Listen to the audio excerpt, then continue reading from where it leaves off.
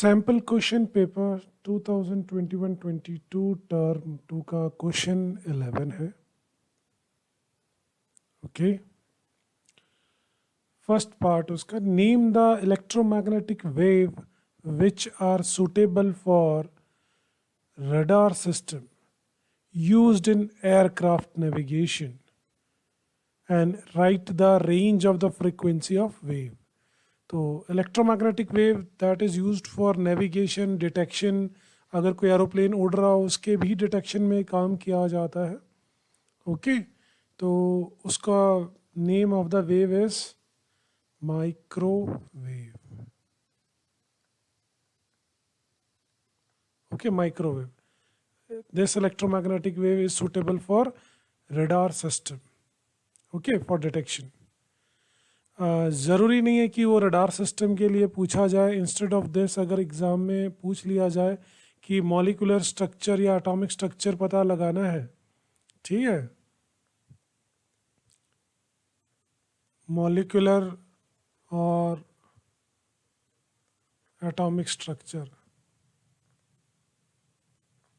तो भी हम लोग माइक्रोवेव का यूज़ करते हैं. अब इन्होंने रेंज ऑफ फ्रिक्वेंसी पूछी है, but in terms of range पहले हम उसकी वेव लेंथ देख लेते हैं.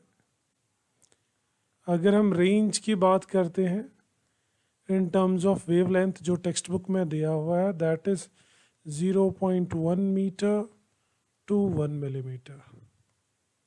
ओके, अगर इसको कन्वर्ट करते हैं इन फ्रिक्वेंसी, दैट इज़, क्योंकि हम टाइम में कन्वर्ट करेंगे फिर टाइम को हम इन्वर्स लेंगे तो फ्रिक्वेंसी मिलेगा, और ये रिलेशन हम लोग ले सकते हैं, that is time equals to wavelength upon velocity, जो कि हम सारी wavelength electromagnetic wave travels with the speed of light, तो वो वाली वैल्यू रख सकते हैं.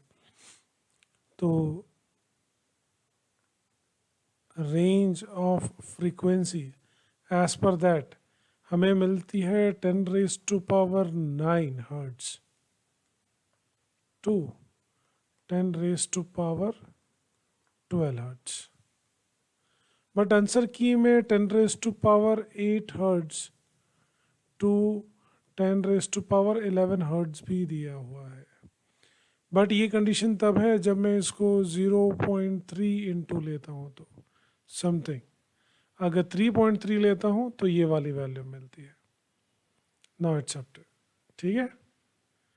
तो जनरली अगर देखा जाए तो ये मोस्ट प्रेफरेबल वैल्यू हमारे पास कंसिडर की जाएगी, क्योंकि माइक्रोवेव जनरली हम लोग 1 गीगा हर्ट्ज से भी शुरुआत करते हैं, तो मेरे पास ये वाली वैल्यू उसके सबसे ज़्यादा नियर है, दैट्स व्हाई टू 10⁻12 हर्ट्ज तक जाती है. Now next question, if the earth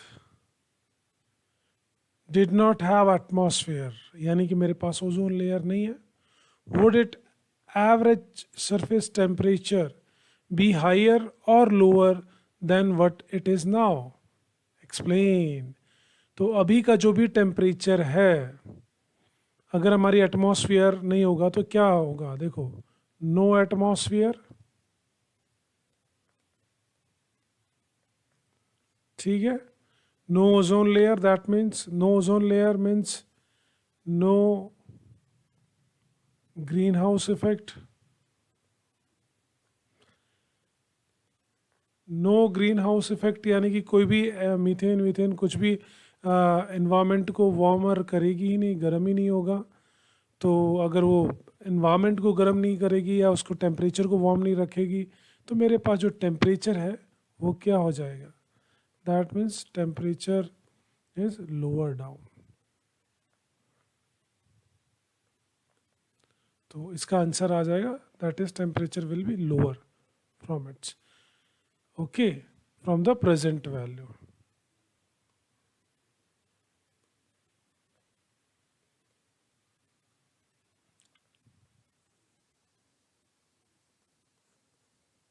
temperature की जो प्रेजेंट वैल्यू है उससे नीचे चला जाएगा, और ये एक्सप्लेनेशन भी है, ठीक है, जो हमने ऊपर लिखा.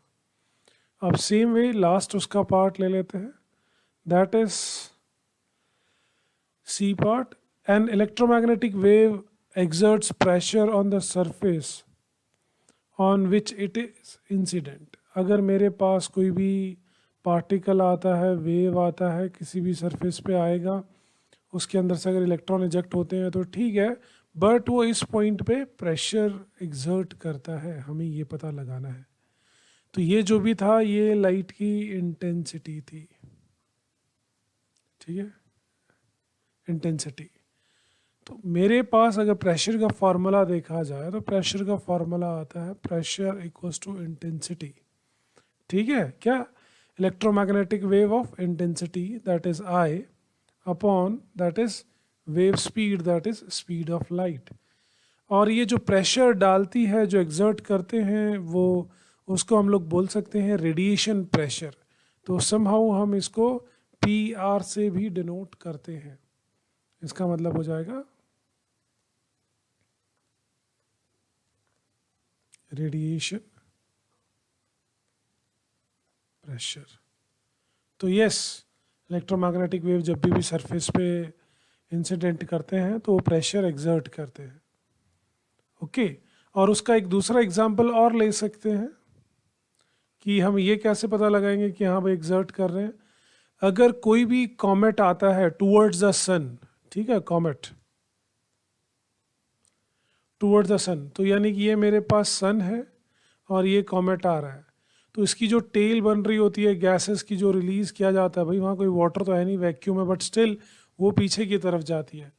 ये जो शो कर रहा होता है और वो टूवर्ड सन आएगा तो वो उससे दूर ही रहेगा, अवे फ्रॉम द सन, उसकी जो टेल बन रही होगी।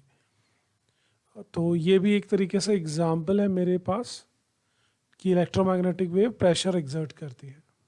ओके, टेक्स्ट बुक में इसका आंसर हमें मोमेंटम के टर्म्स में दिया हुआ है, तो अगर हम इसको चाहें तो मोमेंटम में कन्वर्ट कर सकते हैं। Let's see how. Okay, we know intensity हमारे पास आती है, इंटेंसिटी का हमारे पास क्या रहता है, दैट इज पावर पर यूनिट एरिया, पावर पर यूनिट एरिया।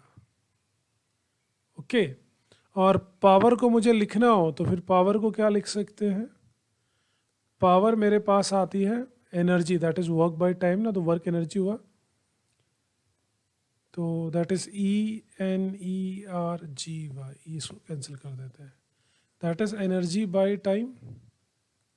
ओके, तो मैं यहाँ पे इंटेंसिटी और पावर की जगह पे एनर्जी बाय टाइम रखूँ तो इंटेंसिटी को क्या लिख सकते हैं, that is energy U upon area into time. ये मेरे पास आई की वैल्यू रखी जा सकती है, ये मेरे पास उसकी velocity of wave that is speed of light. अब हम लोग यहाँ पावर को भी कन्वर्ट कर लेते हैं, ये सॉरी प्रेशर को भी कन्वर्ट कर लेते हैं, यहाँ पे ये प्रेशर है, ठीक है, और ये मेरे पास आ जाता है electromagnetic wave of intensity I. Okay, ये हमारे पास वेव स्पीड, कंफ्यूजन ही ना रहे। अब प्रेशर को क्या लिख सकते हैं, pressure is my force upon area. Okay, agree करते हो, ठीक है। और फोर्स को भी अगर मुझे आगे लिखना हो, फोर्स को भी हम लोग और आगे पार्ट्स में अगर सॉल्व करना चाहें तो क्या लिख सकते हैं, अभी हम बात करते हैं क्योंकि मुझे मोमेंटम के टर्म में रखना है, तो ये मेरे पास ma/a आ गया, और उसके अलावा एक्सेलरेशन चेंज करना हो तो वी कैन राइट m, ये कैपिटल एरिया a है, ये एक्सेलरेशन है, तो ये वेलोसिटी बाय टाइम भी लिखा जा सकता है। यस, हाँ लिख सकते हैं। तो लाइए इस इक्वेशन को अब कन्वर्ट करते हैं। Now putting this value and this value, what we get, तो हमें यहाँ पे टेक्स्ट बुक से रिलेटेड हमारा आंसर मिल जाएगा। अब प्रेशर की जगह पे रखा हमने, that is MVAT equals to intensity, that is energy per unit area in unit time, और फिर C। तो now we can see here AT और AT कैंसल आउट हुआ। MV यानी कि मोमेंटम। ओके, MV क्या हो जाएगा, मोमेंटम, तो हम लोग लिख सकते हैं P, ये मोमेंटम वाला P है, प्रेशर वाला नहीं, ना ही पावर वाला। तो P equals to energy okay upon speed of light. तो इससे भी हमें पता चलता है, आप ये वाला फॉर्मूला भी ले सकते हैं उसको प्रूव करने के लिए, ठीक है। और एग्जाम्पल तो हमने कॉमेट वाला दे ही दिया है। ओके, आई होप आपको ये समझ में आया होगा। Thank you.